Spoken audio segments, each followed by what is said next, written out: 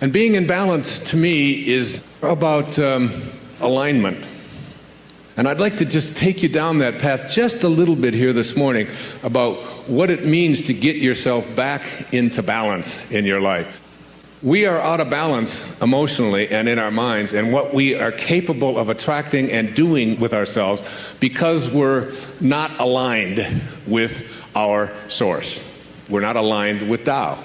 When you are aligned, it means that whatever thoughts that you have about what it is that you would like to do, that what you would like to create, about how you would like your relationships to go, about your ability to attract prosperity into your life, about your ability or your capacity to heal yourself of anything that might come your way, anything at all that might come your way.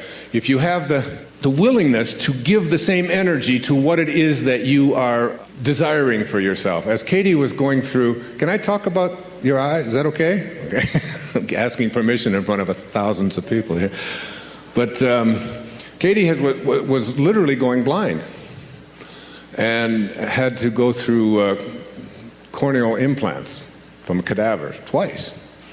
And as she was getting ready and prepared to do the last one, we were talking, and I would ask her about it. And what always impressed me so much was she would give the kind of energy to what she wanted rather than having it be totally, completely out of balance. And that's what this is all about. So that as she was going in to have a cornea transplanted from a dead person into her eye so that she could see, talk about seeing through another person's eyes, always she would say to me, no, it's going to work out fine. It's going to be great. It is my intention that... And there was never this out of balance kind of thinking which says, this is what I want. This is what I want to attract. This is what I want to create for myself, whatever it might be. In this book, I deal with it in every single area of our lives. I think it's true in addictions and overcoming addictions. It's true if you have obesity problems or weight problems, issues like that. I think it's true in overcoming relationship struggles or difficulties. The opening chapter says, an infinity of forests lies dormant within the dreams of one acorn. Listen to that. An infinity of forests lies dormant within the dreams of one acorn. One little seed has a dream, and that dream is so powerful that it can manifest and create just from that dream inside of that, and it literally can do that. The potential that is in the dreams of this tiny little acorn can bring and attract to the world an endless number of trees. I used to say, anyone can count the number of seeds in an apple, but no one can count the number of apples in one seed. When you have dreams or desires or things that you would like to create or attract for yourself into your life, and they're way up here, they're big, but the Tao says that sages never attempt big things. They don't have to do big things. It says in there's a line that says you can get anywhere from here. As long as you're here in your mind, as long as you stay here with what is true. 19 years ago, I drank every day. I never was drunk. It wasn't like I was out there, out of control or anything. I drank every day.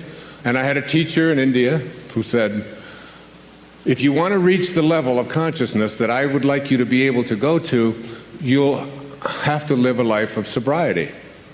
And I said, I have no trouble with sobriety. I just like to have a few beers every day, if you don't mind, after I run. He said, no, you'll have to get yourself to a place where... So, as a sage, if you think of yourself as a sage and you want to undertake this thing of giving up drinking or losing 75 pounds or attracting great wealth into your life or building a great bridge across a divide, whatever it is that you might want to undertake. I think about it when I sit down to write a book. I mean, if you sit down and know that you've got to create 300 or 400 pages that has to be legible, and it has to all fit together, and it has to make sense, and it all has to come from your mind. That's just too big. And people who think big generally end up doing nothing, because it's just too daunting a task to do big. But anybody can do here. Anybody can do now. Anybody can do this moment. And so what do you do? It's what I said to my daughter this morning. I say it to her every morning when I pick up the phone, wherever I am. Today is a sober day. Just today. Don't undertake giving up anything big like that. Don't undertake the idea of I've been overweight my whole life, or I've been addicted to something my whole life, and I just want to change that. Let go of that. The great sages don't do difficult things because they never see difficult things. There's nothing difficult out there when all you have to do today is stop smoking. Today. And people say, but it's really difficult. It's really difficult to quit smoking. I said, where do you come up with that?